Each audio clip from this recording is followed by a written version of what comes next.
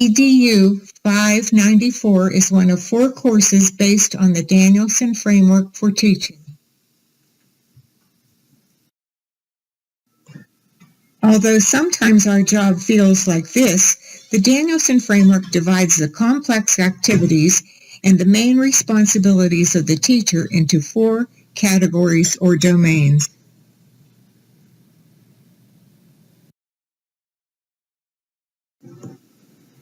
During the next several weeks, we will be looking at specific components of the Danielson Framework for Teaching, and our discussion forum will focus on specific components as well. But this week will serve as an overview of all 4 domains, highlighting our domain 2. Its correct title is Classroom Environment, but I like to think of it as the heart of teaching.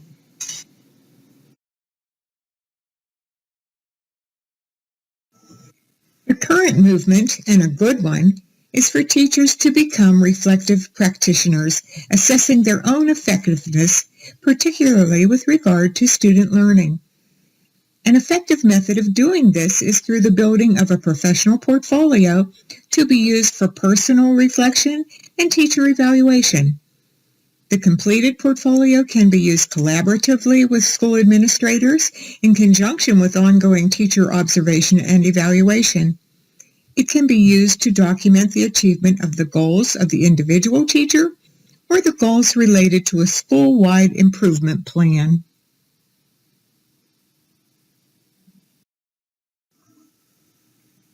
The Danielson Framework for Teaching, grounded in research, divides the complex activities and responsibilities of the teacher into 4 categories.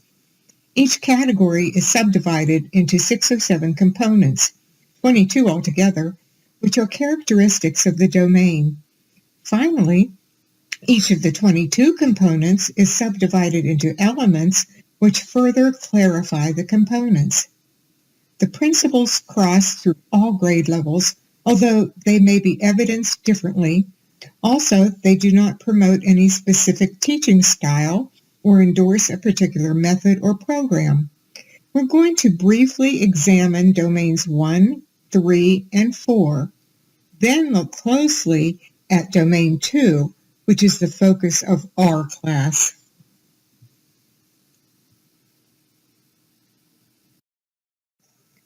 Domain 1, Planning and Preparation, begins with acquiring knowledge. Knowledge of your discipline, knowledge of pedagogy, of child and adolescent development, knowledge about your students and their heritage and their special needs, knowledge of resources that are available and how to use them. Teachers sure have to know a lot of stuff, but the important part is to use that knowledge in planning lessons relative to the content that support learning for a diverse group of students. Domain 3, Instruction, is the centerpiece of a teacher's role. In order to instruct the students, the teacher must have a command of the spoken and written language and be able to clearly communicate both directions and information. The teacher's skill in questioning and leading discussions should lead to student reflection and challenging deeper student engagement. The most important component of instruction is student engagement, not just being busy, but intellectual involvement with the content or active construction of understanding. A teacher must also remain flexible and responsive to students. Making adjustments rather than rigidly sticking to a plan can affect both understanding and student interest. Included with instruction is feedback. If done in a timely manner, it can provide not just scoring or a grade, but assessment can provide additional instruction for the student.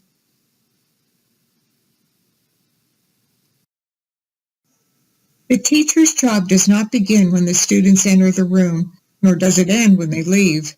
Domain 4 is professional responsibilities. It includes record keeping of students' progress and non-instructional records, and also some activities that help the teacher grow as a professional.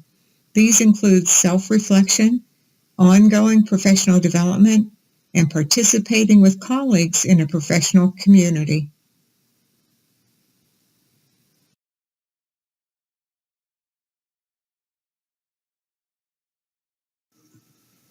Although instruction, Domain 3, is the centerpiece of the teacher's role, it cannot be successfully carried out if the other domains, especially this one, is neglected or performed inadequately.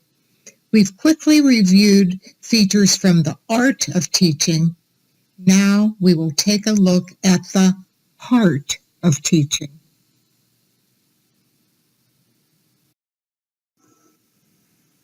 When students remember their teachers in later years, it is often for the teacher's skill in this domain.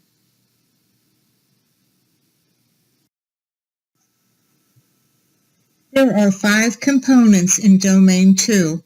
I like to think of Component A as the umbrella covering the teacher, the students, and the classroom itself. It sets the stage for all learning. It is an attitude displayed in both words and actions, like politeness, encouragement, fairness, and acknowledgement of students' backgrounds and lives outside the classroom. The students know that the teacher cares about them and their learning.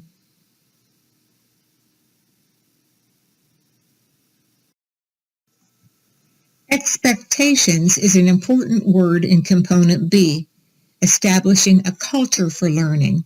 It is an attitude of expecting high-quality work, persistence, and achievement. It is also instilling in students a pride in their work.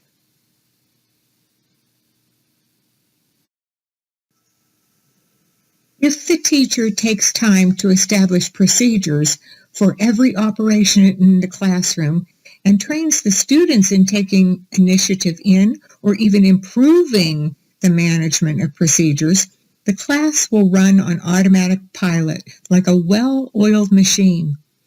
Although a teacher can and should be flexible, the goal of managing procedures is little or no loss of instructional time.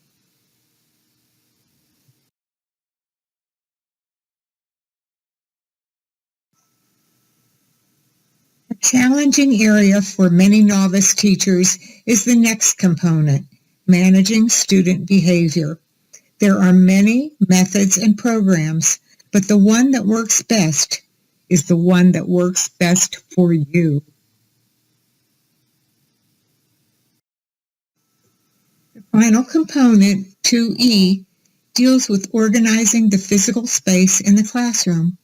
There are many factors to consider. It should be pleasant and inviting, yet safe and accessible. The arrangement should be suitable for the learning activities, both large and small group, and it should be one that takes advantage of the resources available. A consideration is allowing the students to suggest how the room arrangement could better support their learning.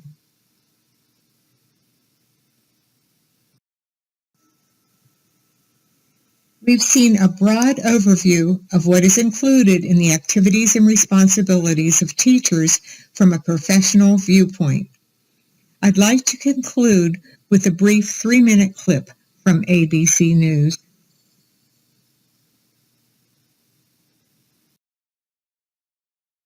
Finally tonight, our Persons of the Week. What is more important than exciting young minds, making kids want to be smarter? Deborah Roberts tells us about an expert who thinks he cracked the code of what makes a great teacher. And tonight, some of those teachers show us what a day with them can be. Boys and girls, the secret is that this is not an ordinary classroom. If this seems more secret clubhouse than third grade reading class, you just made teacher Justin Melly's day. What's the smart student attitude? Work hard, get smart. Excitement's part of the lesson in his Houston classroom. Legendary. The same is true in Mariel Elguero's fifth grade class in Newark, New Jersey. Sometimes my little sister likes to imitate me. Today, the kids are grasping the word imitate. With their creative teaching styles, both Elguero and Melly have seen their students leap 2, even 3 grade levels in a single year. These teachers, every time we see these great results, they're setting ambitious goals based on high expectations for their students. Okay, who can tell me what rhyme is? Stephen Farr, who recruits and trains top-notch college grads for Teach for America, spent 10 years visiting classrooms all over the country, trying to unravel the mystery of what makes a great teacher. Can you tell me examples of how she makes it fun? What he found, and is now sharing in a new book, is that superstar teachers need not have outgoing personalities or master's degrees or loads of teaching experience, but they do share a few things in common. You guys still need tons of help figuring out words that you get stuck on. If you agree, you can show me with your thumb. Great teachers make certain every student's keeping up. One of the things that I do here are a lot of checks for understanding that are super visual. Show me with your thumbs. You can see who's really getting it and who isn't. Today we're going to figure out a bunch of ways, some new ways to figure out words that we don't know. Amazing teachers aren't afraid to change their lesson plans. If I'm teaching something and it's just not flying, then I say to them, my mistake. This isn't working. Let's regroup. Let's try something else. So you do that in front of the Yeah, kids? well, they're fine with that. They're used to that. But this may be the most important discovery of all. We are all going to get so much smarter. Great teachers set high goals, as 11-year-old Brianna Randolph has learned from Miss Elguero. Brianna, what was your reading level when you got here? It was hard for me to read because I didn't understand the chapter books. Her mom, Denise, is now amazed at the difference. When she got here, we learned that Brianna was 2 levels behind. And today, Brianna is actually almost 2.5 levels above what she was when she came in. And it's only February. And so we choose Justin Melly and Marielle Elguero on behalf of all the great teachers who made us believe in ourselves and think of learning as absolute joy. So thanks to all of you. And to those of you who sent in guesses today for our Person of the Week, by the way, go to our website next week for your chance to guess again and win. And we hope no snow, you have a wonderful weekend and that we begin a week together again on